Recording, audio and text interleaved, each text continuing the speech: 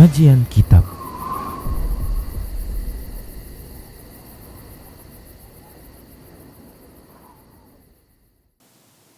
Assalamualaikum warahmatullahi wabarakatuh.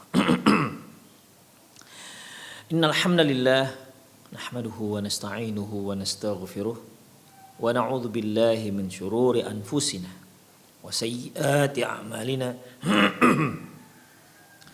May yahdihillahu fahuwal muhtadi wa may yudlil falan tajida lahu waliyyan mursyida. Asyhadu an la ilaha illallah wahdahu la syarika lah wa asyhadu anna Muhammadan abduhu wa rasuluhu alladzi la nabiyya ba'dah. Wa qala Allah subhanahu wa ta'ala ya ayyuhalladzina amanu taqullaha haqqa tuqatih wa la tamutunna illa wa antum muslimun. Wa qala azza man qala ya ayyuhalladzina amanu taqullaha wa qulu qawlan sadida yuslih lakum a'malakum wa yaghfir lakum dhunubakum wa man yuti'illaha wa rasulahu faqad faza fawzan 'azima. Ya ayyuhan nasu taqu rabbakum alladzi khalaqakum min nafsin wahidah wa khalaqa minha zawjaha wa batha minhuma rijalan katsiran wa nisaa'a. Wattaqullaha alladzi tasaaluna bihi wal arham innallaha kana 'alaikum raqiba. Amma ba'du, inna astaqal hadithi kitabullah wa khairal hadi hadi Muhammad sallallahu alaihi wasallam wa syarrul umur muhdatsatuha wa kullu muhdatsatin bid'ah wa kullu bid'atin dhalalah wa kullu dhalalatin finnar. Kaum muslimin, kaum muslimat, para pemerhati dan pendengar dimanapun Anda berada, alhamdulillah kembali kita bertemu dalam kajian perjalanan setelah kematian, di mana kajian ini kita ambil dari kitab Qiyamatul Kubra. Kita masih membicarakan bagaimana kondisi orang-orang bertakwa nanti di hari akhirat. Kita sudah bacakan sampai pada poin yang ke-10. Dan insya Allah pagi ini kita akan bacakan poin yang ke-11, dan ini merupakan yang terakhir yang menceritakan tentang bagaimana kondisi orang-orang bertakwa nanti di hari akhirat setelah Allah Subhanahu wa taala bangkitkan mereka dari kuburan-kuburan mereka. Yaitu terkait dengan kondisi mereka di mana wajah mereka ataupun anggota-anggota wudhu mereka akan mengeluarkan cahaya di hari kiamat kelak. Alladzina istajabu li rasuli sallallahu alaihi wasallam wa aqamus shalah. Mereka yang menyambut panggilan Rasulullah sallallahu alaihi wasallam dan menegakkan salat, wa atau bil wudu'i, dan mereka berwudu, kama amarahum nabiyuhum, sebagaimana yang diperintahkan oleh nabi mereka. Artinya ikhwah, mereka yang memenuhi, yang melaksanakan, yang mengimplementasikan sunnah-sunnah Rasulullah SAW, mereka sholat tentunya dengan berwuduk terlebih dahulu, dan mereka melakukan ataupun mengambil wuduknya sesuai dengan aturan yang sudah diajarkan Rasulullah Sallallahu Alaihi Wasallam. Ya, saya ulangi, yang mereka berwuduk, sholat dan berwuduk, ya, berwuduk dan sholat dengan wuduk, dengan tata cara wuduk, dengan kaifiat berwuduk sebagaimana yang sudah diajarkan Rasulullah SAW kepada kita. Ya tentunya kalau para sahabat langsung mendapat pengajaran itu dari Rasulullah SAW, baik melihat bagaimana Rasulullah mempraktekkan dalam mengambil wudhu, atau sahabat-sahabat lain belajar dari sahabat yang sudah belajar wudhu dari Rasulullah SAW, atau tabi'in yang belajar wudhu dari para sahabat, dan seterusnya sampai ke kita, di mana kita mengetahui tata cara kaifiat wudhu Rasulullah SAW melalui hadis-hadis Rasulullah SAW. Jika orang tersebut sholat dengan wudhu yang diajarkan Nabi SAW, Maka yud'auna yaumal qiyamati ghurran muhajjalin min atharil wudu. Maka mereka di hari kiamat nanti akan dipanggil. Di hari kiamat nanti akan dipanggil dengan kondisi mereka yaitu keluarnya sinar yang terang benderang di anggota-anggota wudu. Kita ketahui anggota wudu itu mulai dari tangan, wajah, kaki, kepala. Anggota wudu ini semua itu akan mengeluarkan sinar yang luar biasa di hari kiamat kelak. Dan itu membedakan antara mereka dengan umat-umat yang lain. Tapi ingat ikhwah, yaitu dia berwudu sebagaimana wudu yang diajarkan Rasulullah Shallallahu Alaihi Wasallam. Oleh karena itu sangat penting kita belajar wudu. Walaupun kita sudah tua misalnya, sudah renta misalnya. Kalau memang kita harus koreksi lagi wudu kita, silahkan ikhwah. Karena ini pengaruhnya sangat besar nanti dengan kondisi kita di hari kiamat kelak. Jadi jangan ada di antara kaum muslimin yang dalam hatinya ketika dia diajak untuk belajar wudu atau satu kajian yang isinya meneladani wudu Rasulullah SAW, jangan anggap remeh masalah ini. Jangan sampai terlintas dalam hatinya, saya sudah belajar sejak TK. Sejak TK saya sudah belajar wudu. Masa saya sampai tua sekarang masih terus belajar wudu? Demikian ikhwah. Ya. Sampai kapanpun kita harus tetap belajar. Kita harus revisi apa ibadah kita, apa saja ibadah kita yang tidak ada dasarnya dari Rasulullah Shallallahu Alaihi Wasallam. Apalagi terkait dengan wudu. Di mana wudu itu terkait dengan sholat. Apabila seorang wudunya tidak sah, otomatis sholatnya juga tidak sah. Seorang yang sholatnya tidak sah, maka dia seperti orang yang tidak sholat. Dan kita sendiri sudah mengertilah bagaimana pandangan syariat terhadap orang yang tidak sholat. Demikian ikhwah, rahimani Allah wa iyyakum. Oleh karena itu sangat penting bagi kita untuk belajar wudu. Ya, sangat penting bagi kita untuk belajar wudu sesuai dengan sunnah Rasulullah Sallallahu Alaihi Wasallam.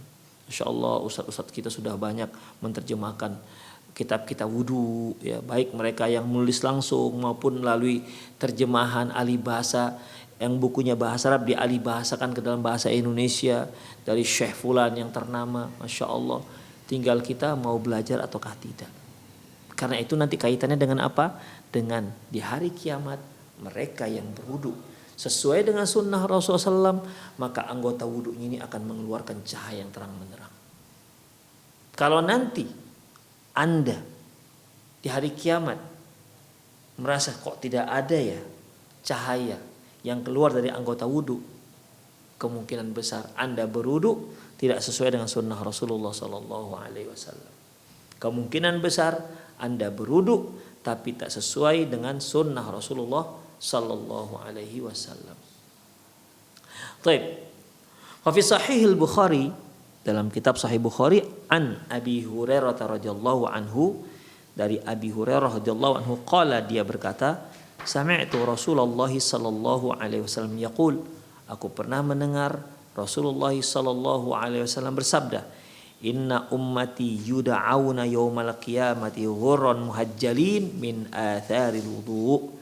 Sesungguhnya umatku nanti akan dihimbau di hari kiamat, akan dipanggil di hari kiamat dalam kondisi ghurran muhajjalin.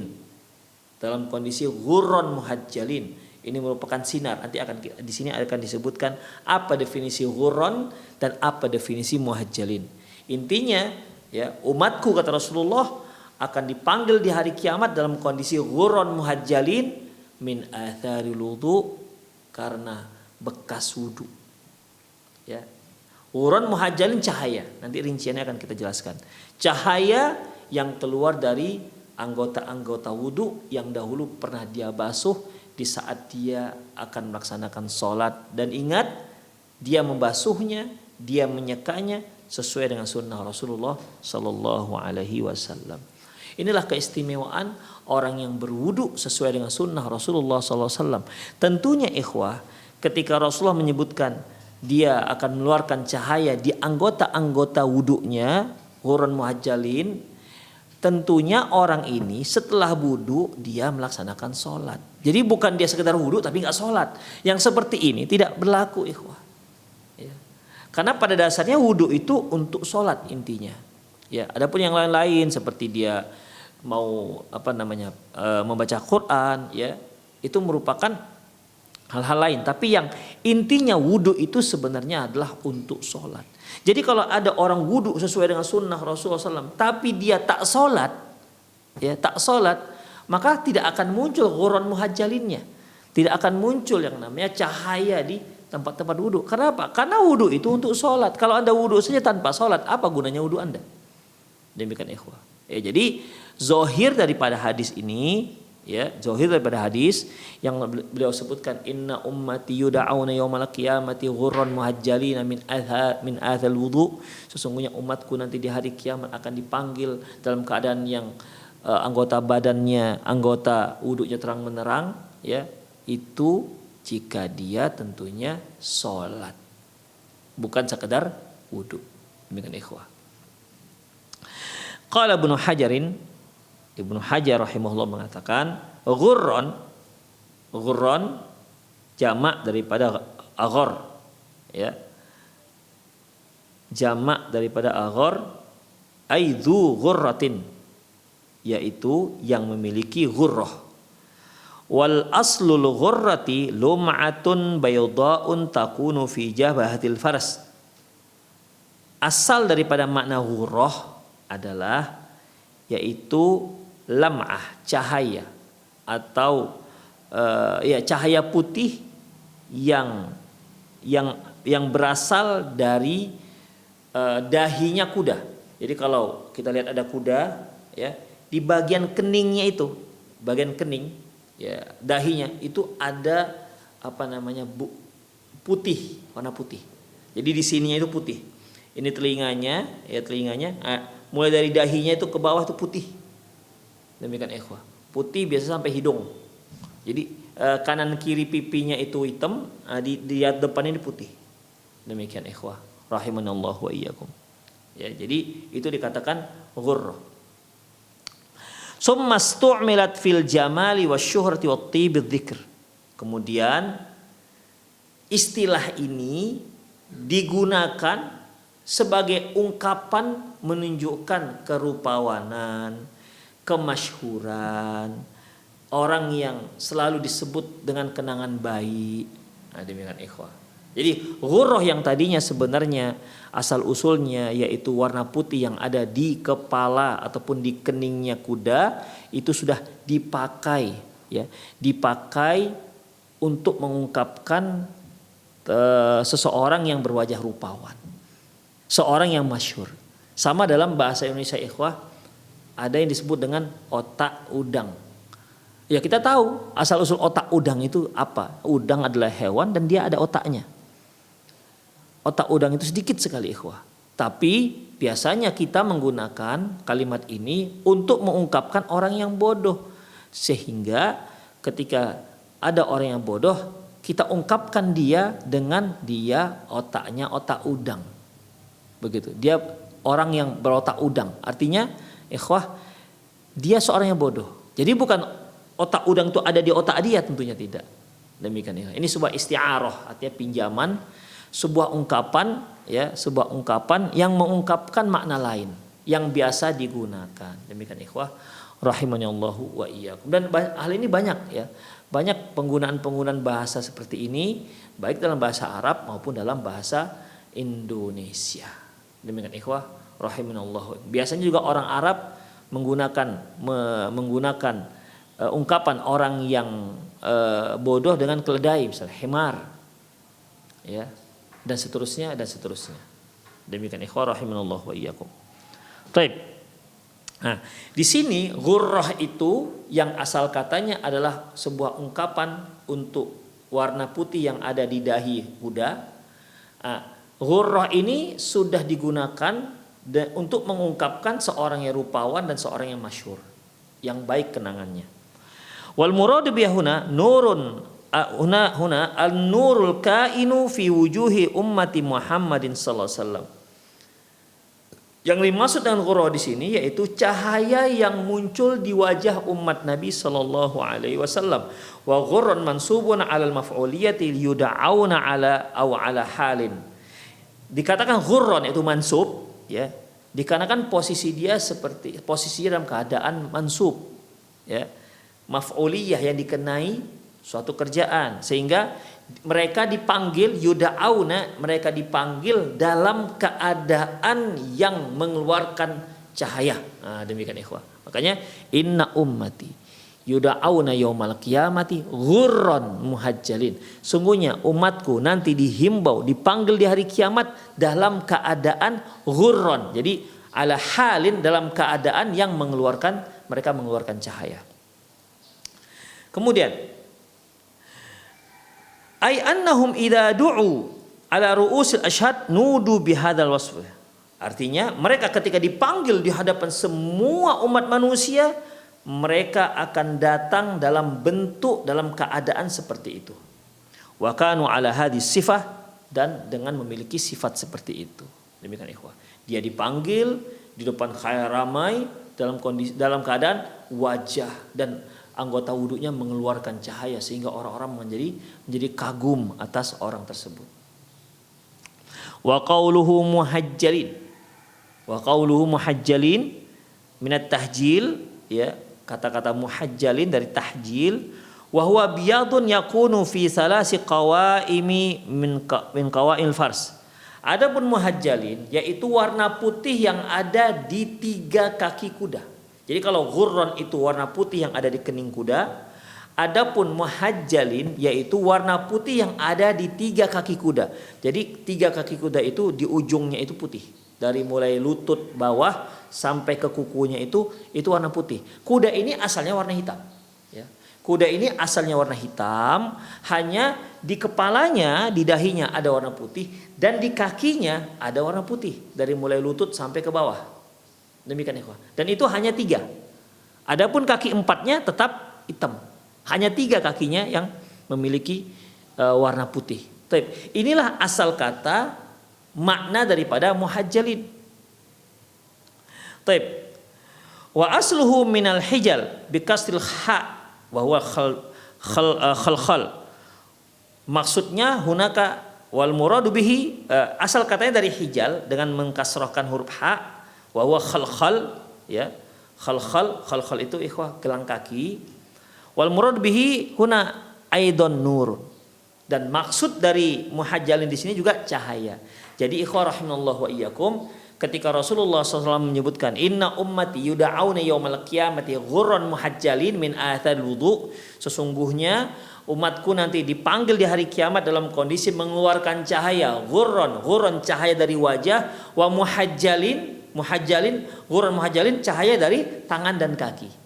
Jadi kalau ghurran itu ikhwah cahaya dari wajah, muhajjalin cahaya yang keluar dari tangan dan kaki. Min atharil wudu, dari bekas air wudu. Itulah yang disebut dengan ghurran muhajjalin. Wa hadhil ghurratu wa dzalika tahjil takunu lil mu'minina huliyatun fi yaumil qiyamati.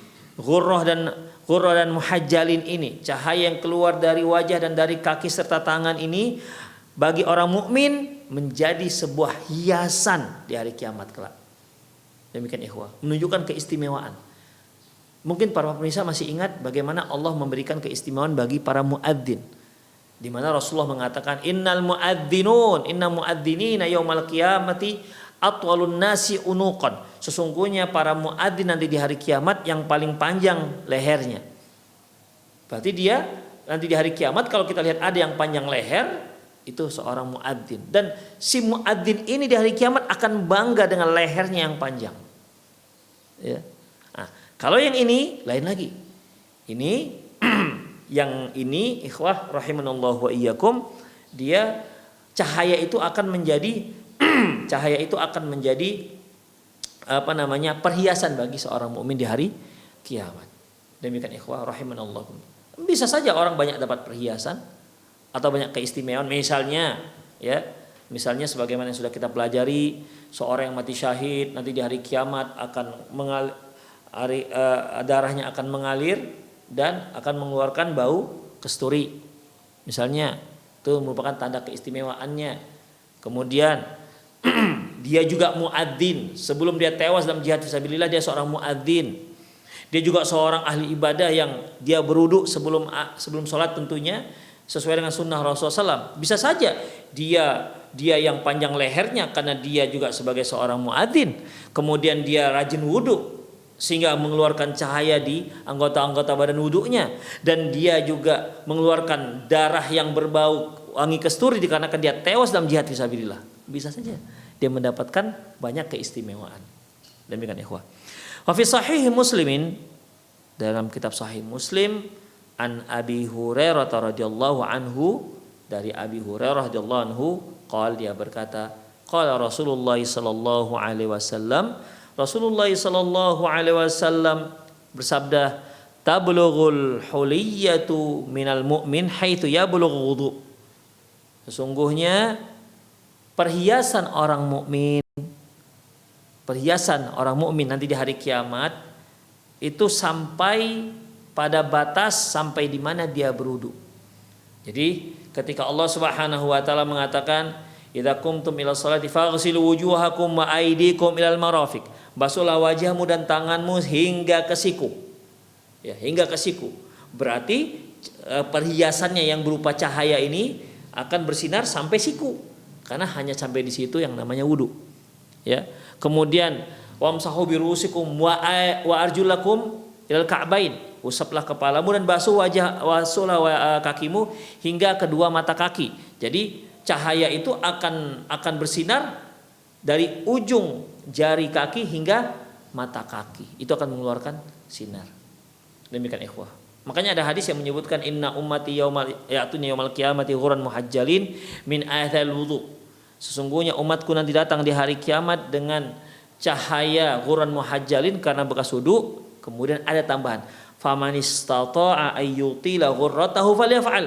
Barang siapa yang mampu memanjangkan, yang ingin memanjangkan cahaya ghurrah muhajjalinnya, maka laksanakan. Jadi hadis ini diriwayatkan oleh oleh Abu Hurairah. Beliau memahami bahwasanya barang siapa yang ingin panjangkan cahayanya, panjangkan. Jadi kalau dia membasuh tangan tidak hanya sampai siku. Karena kalau sampai siku, cahaya hanya sampai siku. Jadi kalau siapa saja yang ingin lebih panjang lagi, lebih banyak lagi cahayanya, maka dia basuh sampai bahu. Sehingga nanti di hari kiamat bukan hanya sampai siku cahayanya, tapi sampai bahu. Demikian juga ketika dia basuh kaki sampai mata kaki. Itu yang sah. Ya. Kalau dia ingin cahayanya lebih panjang lagi, dia silakan basuh sampai lutut. Demikian ikhwah. Sehingga cahayanya tidak hanya sampai mata kaki, tapi juga sampai lutut. Itu yang difahami oleh Abu Hurairah radhiyallahu anhu. Tapi ikhwah, para ulama kita mengatakan kalimat faman istata'a yutila ghurratahu falyaf'al, barang siapa yang ingin memanjangkan cahayanya, lakukanlah. Ini hadis mudraj, dan ini bukan dari ucapan Rasulullah SAW, tapi ucapan Abu Hurairah radhiyallahu anhu. Namun intinya ikhwah, bahwasanya anggota wudu kita ini nanti di hari kiamat akan mengeluarkan cahaya. Wa hadhil hulliyatul nuraniyatu tatamayyazu hadhil ummah fi yaumil qiyamah. Dengan perhiasan cahaya ini. Jadi perhiasan itu bukan berupa gelang, bukan, tapi perhiasan berupa cahaya. Perhiasan yang berupa cahaya ini itu akan membedakan antara umat ini dengan umat yang lainnya di hari kiamat. Karena Rasulullah katakan inna ummati, sesungguhnya umatku, ya'tuna yaumal qiyamah atau yuda'auna yaumal qiyamah ghurran muhajjalin, akan dipanggil di hari kiamat dengan kondisi ghurran muhajjalin, mengeluarkan cahaya. Taib. Ketika Rasulullah katakan sesungguhnya umatku, berarti umat-umat yang lain tidak seperti itu. Ini kekhususan untuk umat Rasulullah sallallahu alaihi wasallam. Sampai di antara para ulama ada yang menyebutkan di antara dalil yang bisa diambil bahwasanya dari hadis ini bahwa wudu itu kekhususan syariat umat Nabi SAW yang belum pernah ada sebelumnya. Allahu a'lam bishawab. Sehingga Rasulullah mengatakan ini kekhususan, ya, yang perbedaan antara umatku dengan umat-umat yang lain. Wa biha yu'rafu Rasulullah ummatahu min baini khalaik. Dari ini juga, melalui ini juga Rasulullah mengetahui umatnya di antara manusia-manusia banyak yang lainnya. La farqa baina ashabihi wa ghairihim. Tidak ada perbedaan antara sahabat dan selain sahabat Rasulullah sallallahu alaihi wasallam. Artinya umat Rasulullah kan itu bukan hanya sahabat. Ada tabi'in. Tabi'in ini belum pernah jumpa dengan Rasulullah SAW. Apalagi tabi'in, apalagi kita. Namun Rasulullah SAW bisa mengetahui bahwasanya kita adalah umat beliau. Dari mana tandanya? Tandanya dari ghurran muhajjalin. Jadi siapapun kita, kalau kita melaksanakan sunnah Rasulullah SAW dalam masalah wudhu, kemudian sholat tentunya, maka walaupun kita belum pernah melihat bertemu dengan Rasulullah juga belum pernah bertemu dengan kita, tapi beliau tahu ini adalah umat beliau. Karena apa? Karena adanya perhiasan cahaya di anggota-anggota wudhu tersebut. Baik. Fi Sahih Muslim, dalam kitab Sahih Muslim dari Abi Hurairah radhiyallahu anhu anna Rasulullah ata maqbarah, bahwasanya Rasulullah sallallahu alaihi wasallam mendatangi kuburan. Faqala, beliau mengatakan, Assalamualaikum dara qaumin mu'minin. Salam atas kalian wahai penghuni kampung mukminin, maksudnya para jenazah, mayit. Wa inna insyaallah bikum lalahikun. Sesungguhnya kami insyaallah akan menyusul. Karena enggak akan ada orang yang enggak menyusul, ikhwah. Semua pasti akan menyusul. Cepat lambat akan menyusul orang yang sudah mati. Itu dia. Belum pernah ada sejarahnya manusia yang tak mati-mati, kecuali hanya satu. Dia adalah Nabi Isa alaihissalam, ya, yang diangkat oleh Allah Subhanahu wa taala ke langit. Wa ma qataluhum wa ma salabuhu wa ma qataluhu wa ma salabuhu walakin syubbiha lahum barafa'ahu Allah ilaihi. Tidaklah mereka membunuhnya, tidak juga mensalibnya, tapi diserupakan dengan mereka dan dia diangkat ke langit. Ya. Dia diangkat ke langit oleh Allah Subhanahu wa taala. Ini merupakan persiapan nanti untuk menghadapi Dajjal, ya. Beliau lah yang nanti akan menghadapi Dajjal di akhir zaman kelak. Akan diturunkan nanti di akhir zaman dengan bimbingan malaikat, 2 malaikat, kemudian di Menara Putih, ya, di Menara Putih di daerah Syam. Pada saat itu Imam Mahdi sedang bersiap-siap untuk melaksanakan sholat subuh bersama pasukannya untuk memerangi Dajjal. Namun intinya ikhwah, ya, namun intinya bahwasanya tidak ada manusia yang tidak meninggal. Wa inna insyaallah bikum lalahikun, kata Rasulullah, kami insyaallah akan menyusul kalian. Cepat lambat kami akan menyusul kalian. Waditu ana qad ra'aina ikhwanana. Aku ingin sekali bisa melihat teman-teman kita. Qalu, para sahabat berkata, awalasna ikhwanuka ya Rasulullah. Ya Rasulullah, bukankah kami teman-teman Anda? Qal, beliau mengatakan, antum ashabi. Kalau kalian itu sahabat-sahabatku, bukan ikhwanku, ya. Ikhwanuna alladzina lam ya'tu ba'd. Yang saya maksud dengan ikhwanuna, teman-teman kita, adalah yang belum lahir sampai sekarang, generasi berikutnya. Faqalu, para sahabat kembali bertanya, kaifa ta'rifu man lam ya'ti ba'du min ummatika ya Rasulullah? Para sahabat pun mulai bertanya, ya Rasulullah, lantas bagaimana Anda bisa mengetahui bahwasanya mereka itu umat kamu, umat Anda? Dari mana taunya? Dari mana tandanya sampai Anda bisa membedakan antara umat Anda dengan yang bukan umat Anda? Karena di saat di hari kiamat nanti semua makhluk akan berkumpul. Terus bagaimana cara Anda mengetahui bahwasanya fulan umat Anda, si fulan bukan umat Anda? Itu dari mana? Faqala, beliau mengatakan, ara'aita law anna rajulan lahu khailun ghurrun muhajjalah. Bagaimana pendapat kalian kalau ada seseorang memiliki kuda yang ghurrun muhajjalah, yang keningnya putih dan kakinya putih. Baina dhahri khailin duhmin buhmin. Di mana kuda ini yang ada ghurrah muhajjalahnya ini, dia berada di antara kuda-kuda yang hitam legam, yang tidak punya ghurrah muhajjalahnya, yang kepalanya, yang keningnya tidak ada yang putih, hitam. Di antara kuda-kuda yang hitam legam itu ada kuda Anda yang keningnya putih dan kakinya putih. Apakah Anda bisa mengenali? Ala ya'rifu khailahu? Bukankah laki-laki tadi itu dengan mudah bisa membedakan antara kuda dia yang ghurrah muhajjalah tadi dengan kuda-kuda yang hitam legam yang lainnya? Qalu, sahabat menjawab, bala ya Rasulullah, tentu ya Rasulullah. Karena sangat mudah. Ya, sangat mudah. Beliau mengatakan, fa innahum ya'tuna ghurran muhajjalina minal wudu. Sesungguhnya mereka akan datang dengan ghurran muhajjalin, dengan cahaya, ya, cahaya yang keluar dari anggota-anggota wudu. Wa ana faratuhum alal haud, dan aku adalah orang yang pertama mendahului mereka di telaga yang ada di surganya Allah Subhanahu wa taala. Demikian ikhwah. Dari hadis ini juga para ulama mengambil satu faedah di antara para ulama, ada menjadikan ini sebagai faedah bahwasanya akan kufurnya orang yang tak sholat. Karena ikhwah, seorang yang tak sholat berarti dia tidak wudu. Ya. Kalau dia tidak wudu, Rasulullah SAW tidak mengetahui kalau dia adalah umat beliau. Kalau bukan umat beliau berarti dia orang kafir. Nah, demikian ikhwah. Dari sana rentetannya. Saya ulangi, karena dia tidak sholat berarti dia tidak wudu. Karena dia tidak wudu berarti tidak akan mengeluarkan cahaya ghurran muhajjalin.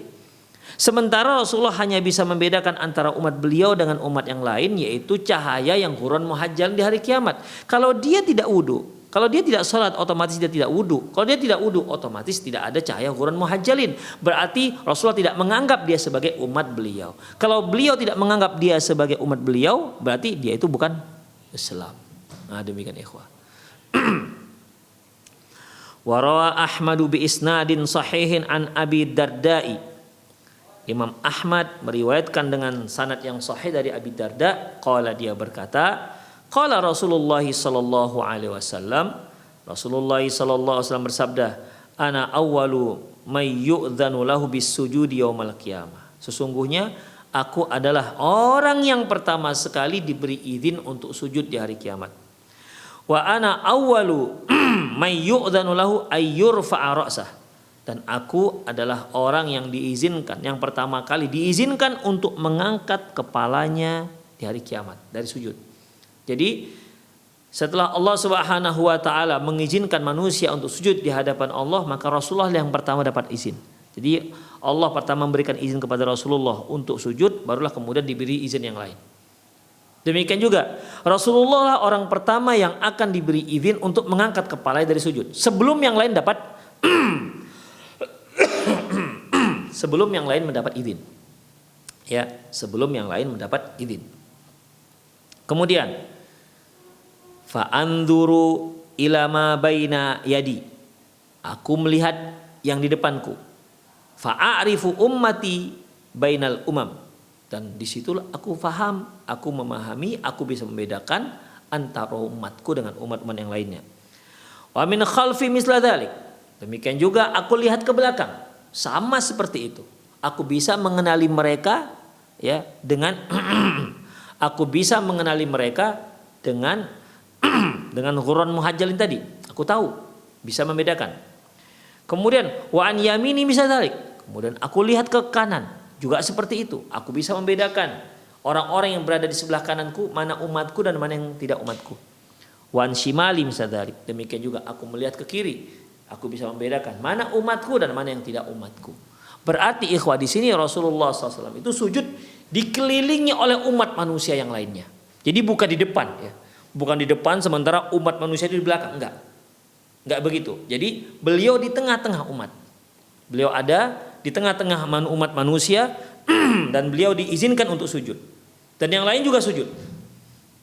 Tapi beliaulah yang pertama diizinkan untuk sujud.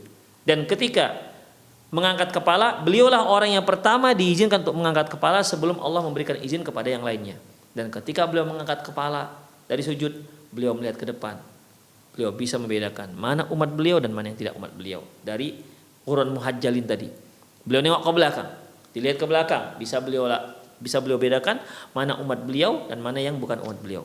Beliau lihat ke kanan, demikian juga melihat ke kiri. Beliau bisa membedakan mana yang umat beliau dan mana yang tidak umat beliau dari ghurran muhajjalin tersebut. Faqala rajul, seorang laki-laki berkata, "Ya Rasulullah, kaifa ta'rifu ummataka min bainil umami fima baina Nuhin ila ummatik?" Ya Rasulullah, bagaimana Anda bisa mengetahui mana umat Anda sementara waktu itu manusia berkumpul dari mulai Nabi Nuh sampai Anda. Dari mulai umat Nabi Nuh sampai umat Anda. Karena kan ikhwah, ketika zaman Nabi Nuh itu kan terjadi banjir, memusnahkan semua orang-orang kafir pada saat itu. Dan itu merupakan doa Nabi Nuh, Rabbila tadar. Setelah Nabi Nuh mengetahui bahwasanya tidak ada lagi yang akan masuk Islam. Demikian ikhwah. Tidak ada lagi yang masuk Islam setelah itu, dan itu Allah Subhanahu wa taala yang mengabarkan. Jadi di sini bukan Nabi Nuh alaihissalam itu putus asa untuk berdakwah, enggak. Ketika beliau mengatakan Rabbila tadhar ala ardi minal kafirin dayyar, ya Allah jangan kau biarkan orang-orang kafir masih hidup. Innaka in tadharhum yudhillu ibadaka wa la ya'idu illa fajiran kafara. Sungguhnya kalau engkau biarkan mereka hidup maka tidak akan keluar dari mereka kecuali orang kafir dan orang-orang penjahat. Mengapa muncul doa ini? Bukan berarti Nabi Nuh kesal dengan mereka dan kemudian mohon agar mereka dimusnahkan, bukan itu ikhwah. Tapi dikarenakan Allah sudah wahyukan kepada Nabi Nuh bahwasanya Nuh tidak ada lagi yang masuk Islam. Ya, sudah tidak ada lagi yang masuk Islam. Artinya ya percuma kalau kamu berdakwah karena memang takdirnya itu sudah tidak ada lagi. Kenapa Nabi Nuh mengatakan tidak akan lahir dari mereka kecuali orang-orang penjahat dan kafir? Karena Nabi Nuh itu hidup kan 950 tahun. Jadi selama ini itu berapa generasi? Mungkin sekitar 9 generasi. Dan kalau bapaknya kafir, anaknya kafir, cucunya kafir, cicitnya kafir, begitu seterusnya. Makanya tidak ada lagi yang bisa diharapkan dari mereka untuk masuk Islam. Demikian ikhwan. Dan Allah yang mewahyukan kepada Nabi Nuh alaihissalam. Makanya Nabi Nuh berdoa. Ya. Nabi Nuh berdoa, Rabbila tadhar 'alal ardi minal kafirin dayyar. Ya Allah, jangan kau biarkan satupun orang kafir di muka bumi ini. Itulah ikhwah. Maka datanglah banjir dan orang-orang mukmin semua naik kapal, mereka selamat.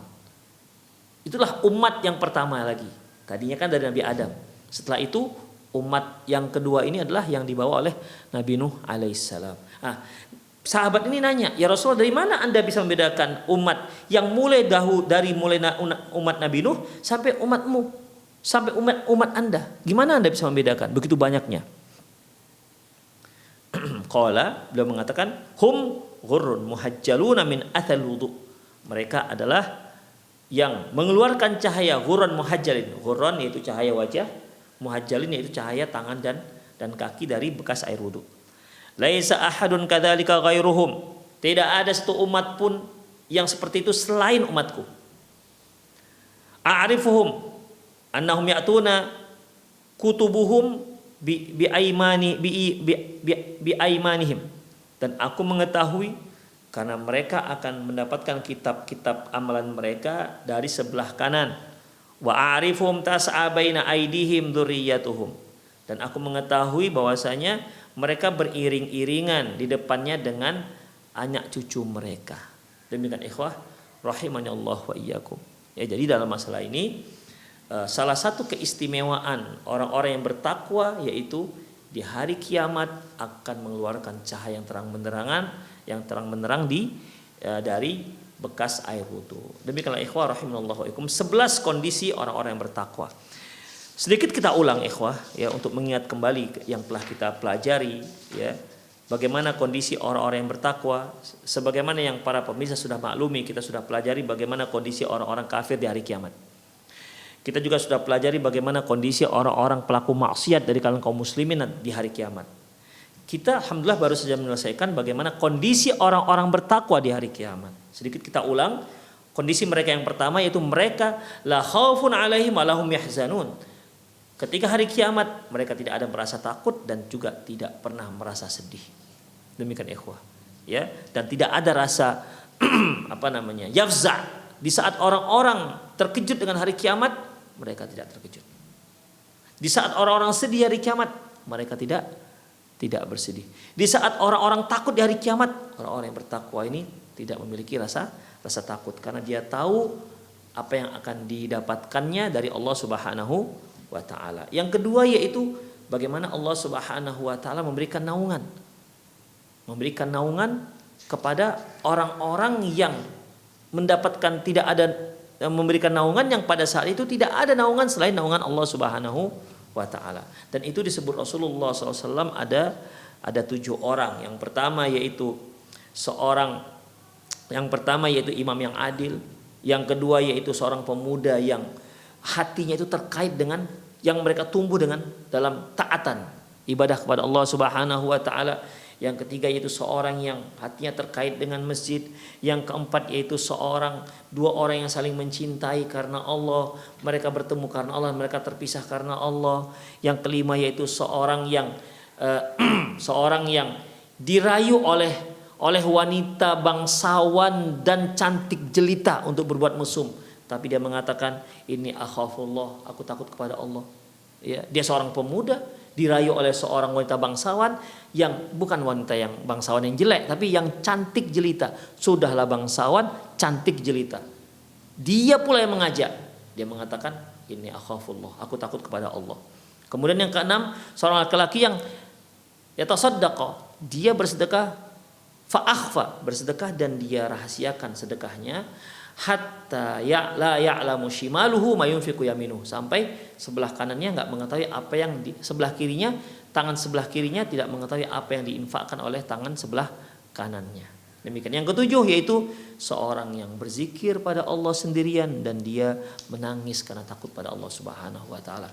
7 orang di mana orang ini akan mendapatkan 7 karakter manusia di mana mereka akan mendapatkan naungan di hari yang tidak ada naungan kecuali naungan Allah Subhanahu wa taala. Yang ketiga yaitu ikhwah, yaitu seorang yang bertakwa, tentunya mereka yang berupaya memenuhi hajat, kebutuhan, keperluan saudaranya. Karena Allah Subhanahu wa taala telah berjanji melalui lisan Rasulullah SAW, barang siapa yang memenuhi kebutuhan saudaranya, maka Allah akan memenuhi kebutuhan dia nanti di hari kiamat. Demikian ikhwah. Ya, Allah akan membantu dia nanti di hari kiamat. Yang keempat yaitu mereka yang memberikan kemudahan ya bagi orang yang kesulitan. Ada orang yang sedang sulit hidupnya, maka dia bantu sehingga orang ini bisa mudah dalam menjalani kehidupannya, mungkin ekonominya atau mungkin hutang ya. Atau mungkin hutang, orang ini terlilit hutang, sulit sekali dia untuk membayar hutangnya.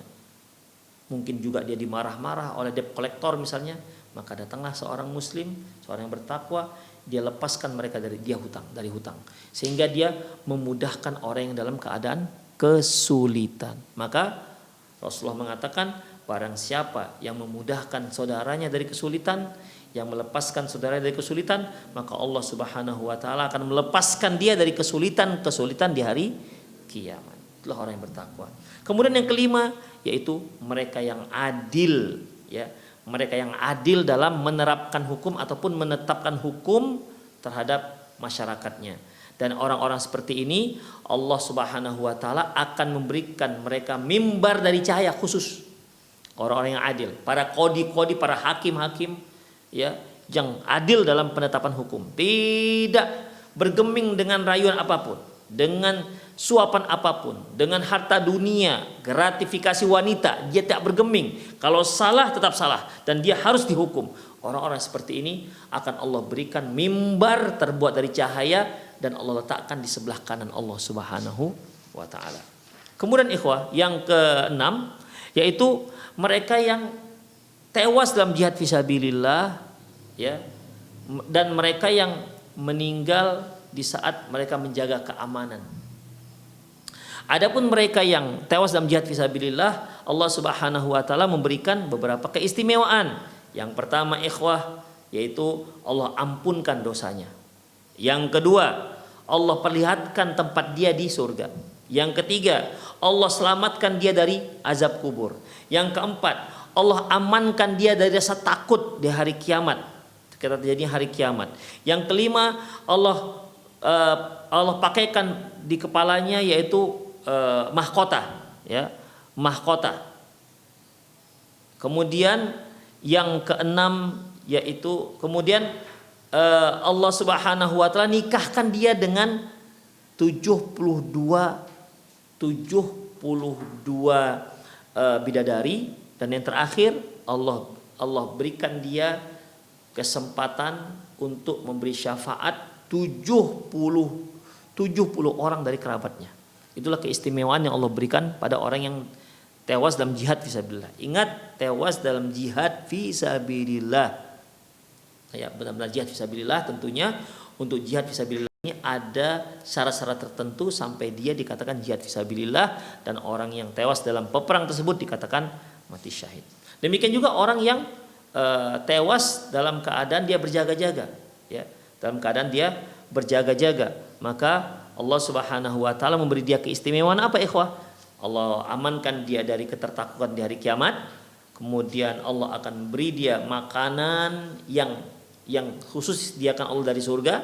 Kemudian pahala dia jaga keamanan itu akan terus mengalir sejak dia tewas di situ atau sejak dia meninggal dunia sampai di hari kiamat, terus seolah dia sedang jaga keamanan terus padahal sudah meninggal sampai hari kiamat. Jadi ini termasuk amalan jariyah yang terus mengalir. Sebagaimana yang kita fahami, kita sudah sering dengar bahwasanya idza mata ibnu Adam in qata amalu illa min salasin, apabila anak Adam itu meninggal dunia, terputuslah amalannya kecuali dari 3 hal.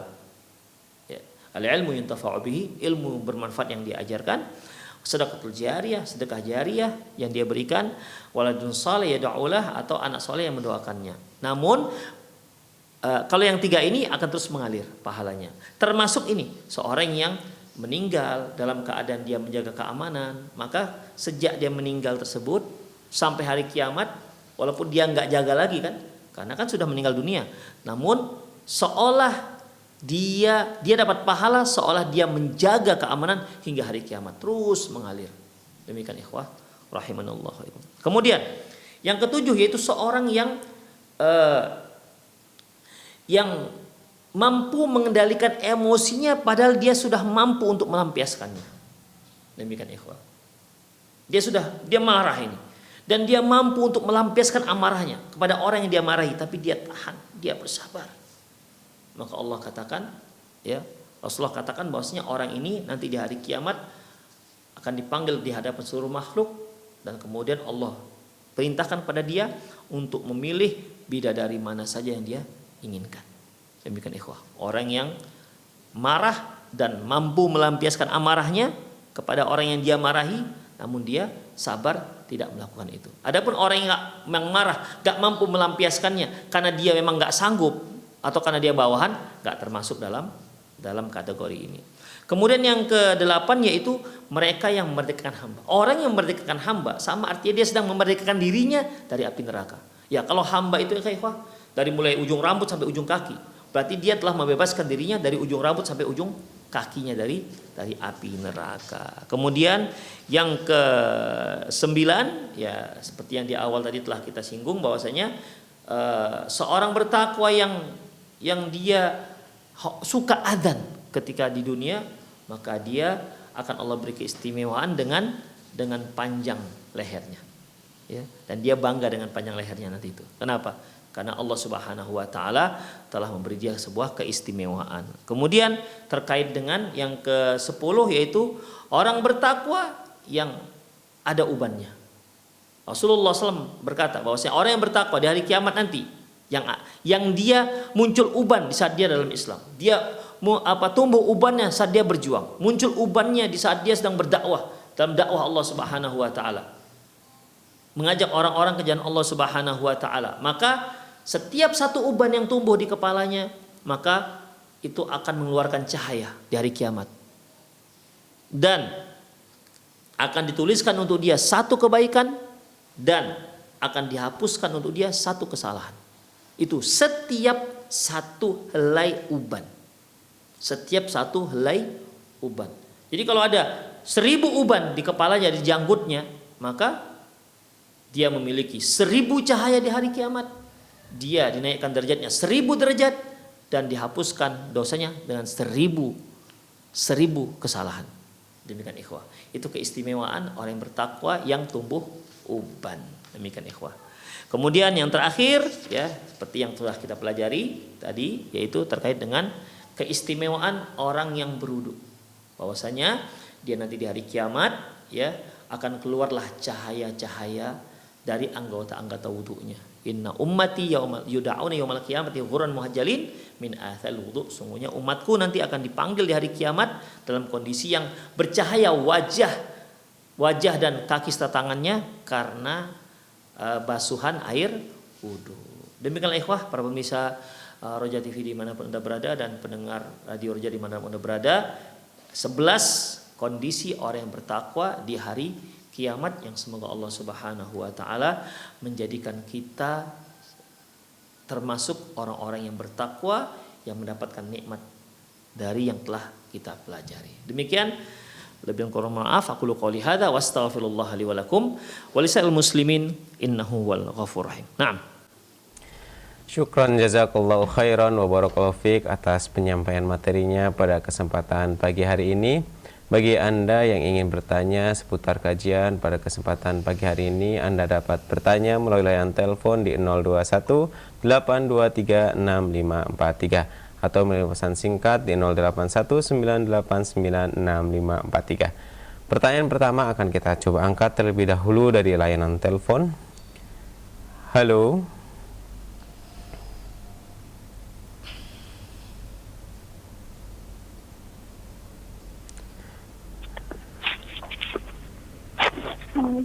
Waalaikumsalam warahmatullahi. Dengan siapa dan di mana, Bu?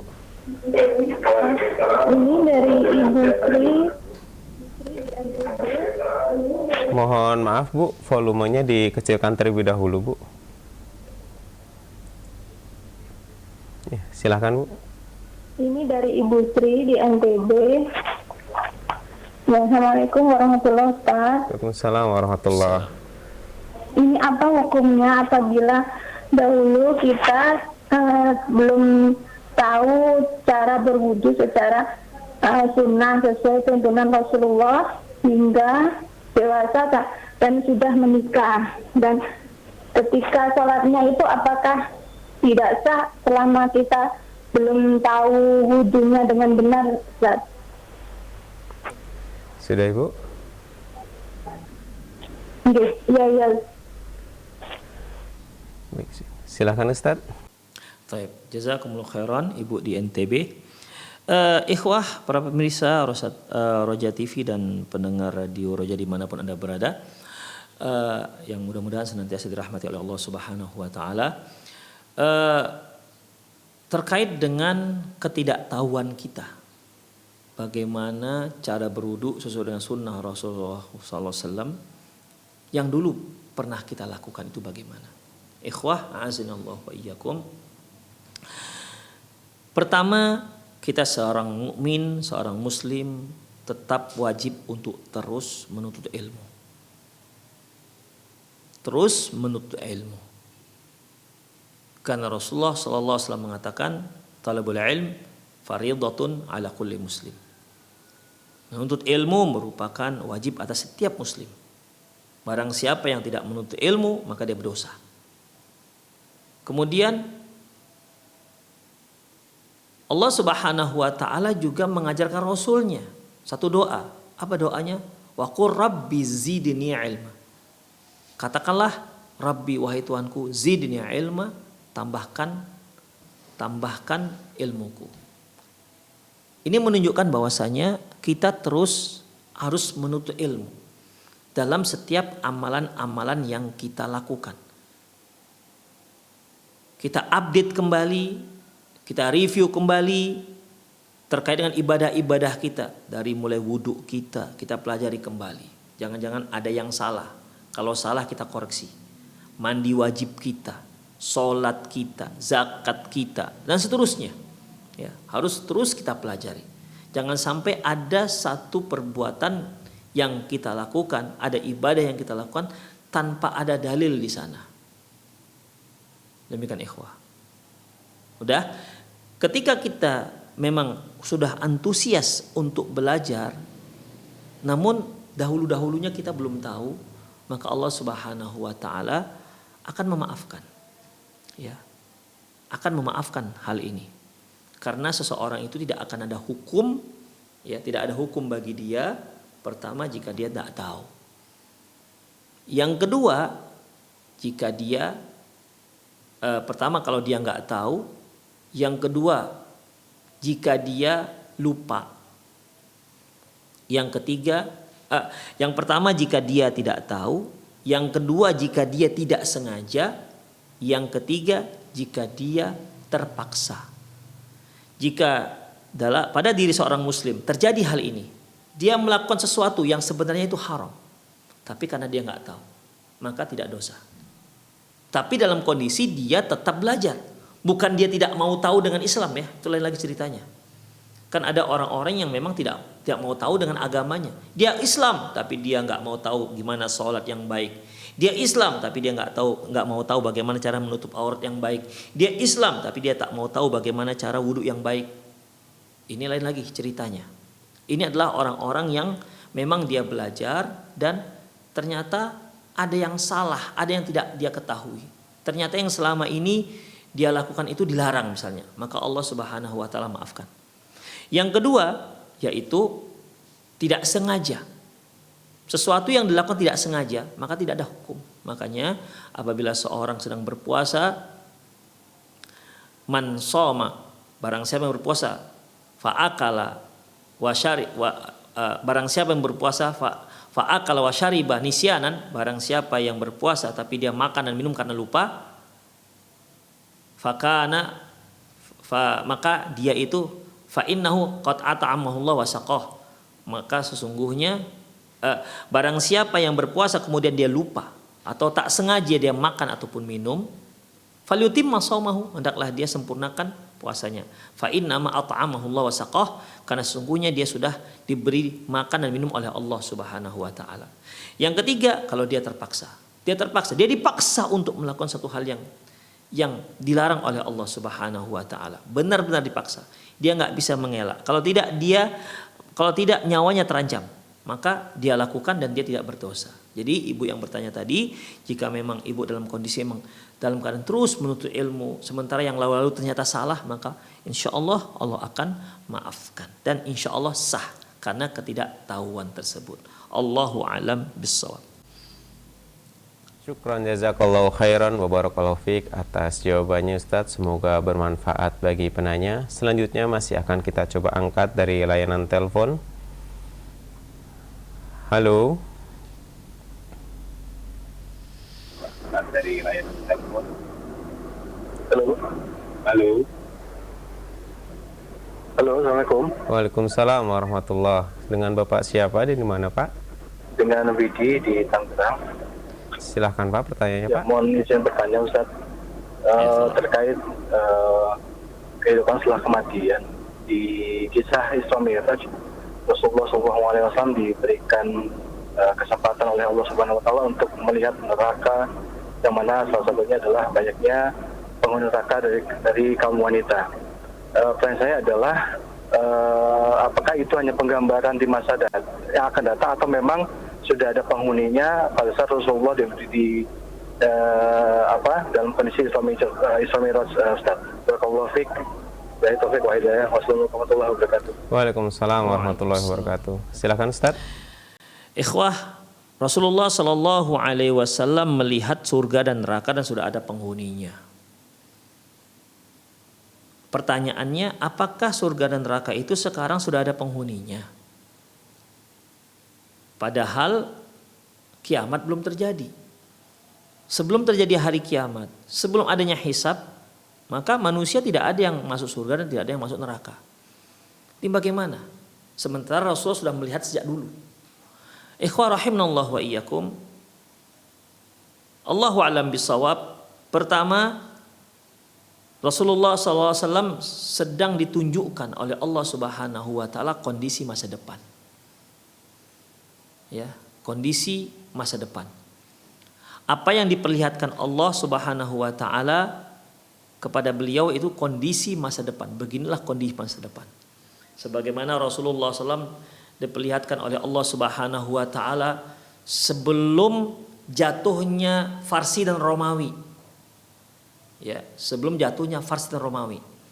Waktu itu Rasulullah SAW bersama para sahabat sedang memukul sebuah batu yang tidak bisa dipecahkan oleh para sahabat.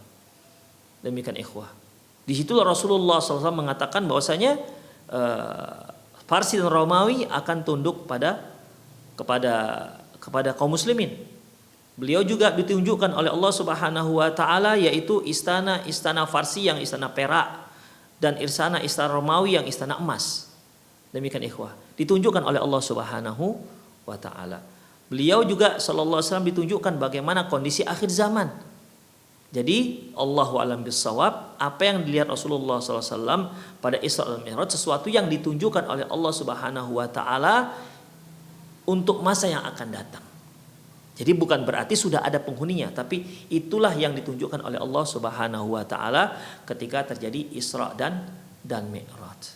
Allahu a'lam bissawab. Syukran jazakallahu khairan wa barakallahu fiik atas jawabannya Ustadz. Semoga bermanfaat bagi penanya. Selanjutnya ada pertanyaan dari pesan singkat. Selamat pagi Pak Ustadz.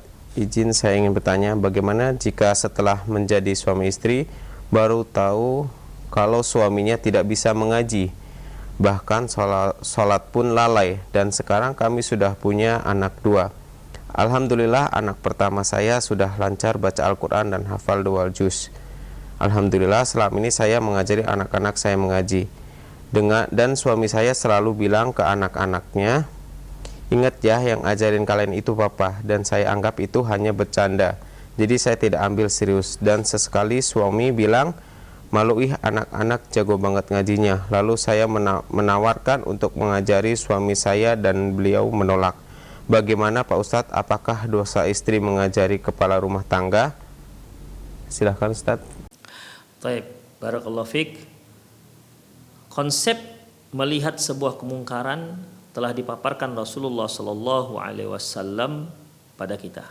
Beliau mengatakan, man ra'a minkum munkaran falyughayyir biyadihi. Barang siapa di antara kalian yang melihat kemungkaran, dia ubah dengan tangannya, dengan kuasanya. Ketika seorang suami melihat kemungkaran pada istrinya tak sholat atau istrinya tak pakai jilbab keluar rumah, maka dia bisa cegah karena dia punya kuasa, dia punya tanggung jawab terhadap istrinya. Namun fa'illam yastati', kalau nggak sanggup, fabilisanih, maka dia bisa ubah kemungkaran itu dengan lisannya. Seperti seorang istri tidak punya kuasa terhadap suaminya, maka dia bisa mengajak suaminya dengan lisan. Dia gunakan lisannya. Dia menggunakan bujukan rayuannya agar suaminya mau melakukan hal-hal yang bermanfaat untuk dirinya, mau meninggalkan apa yang dilarang Allah Subhanahu wa taala pada dirinya. Fa illam yastati' fa bilisani. Kalau dia nggak sanggup merubah kemungkaran itu dengan kuasanya, maka dia punya lisan.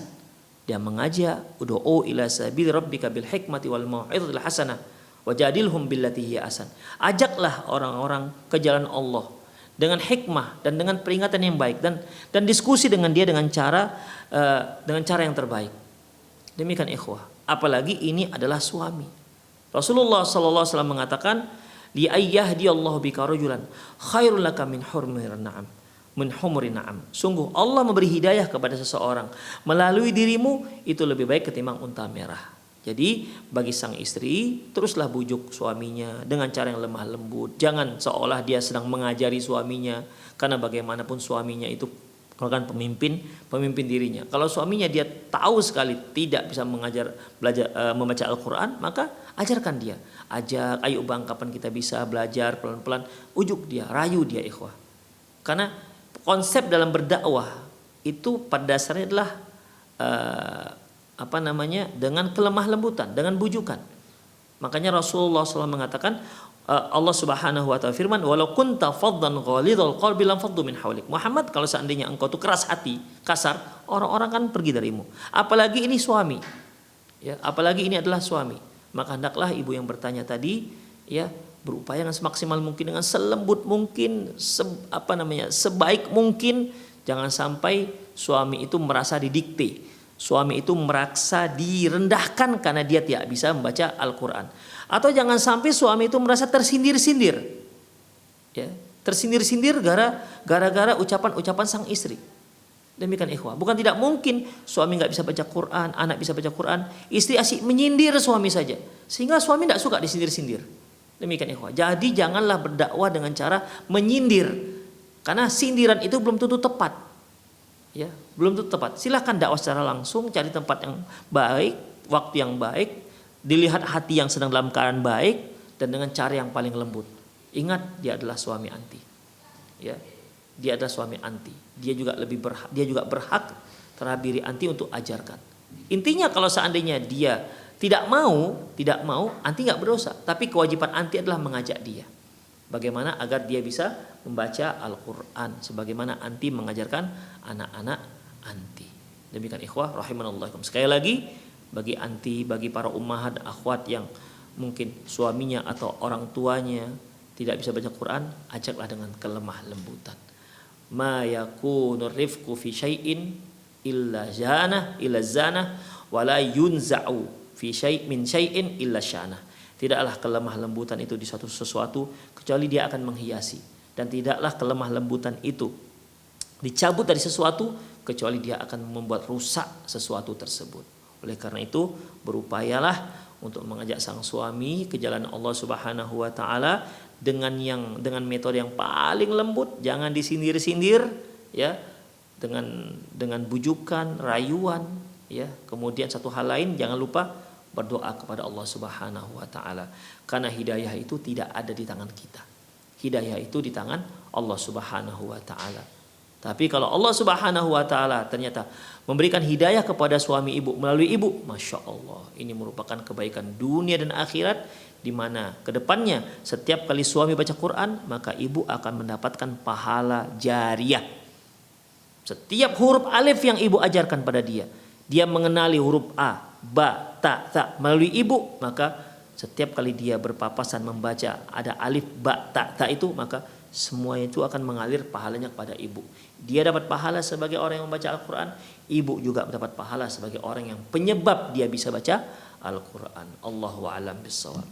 Para pemirsa sekalian, rahimanallahu wa iyyakum, ya, semoga apa yang kita bahas bermanfaat. Demikian saya undur diri, mohon maaf atas segala kesalahan. Aku qouli hadza wa astaghfirullah li wa lakum wa lisairil muslimin innahu wal ghafurur rahim. Assalamualaikum warahmatullahi wabarakatuh.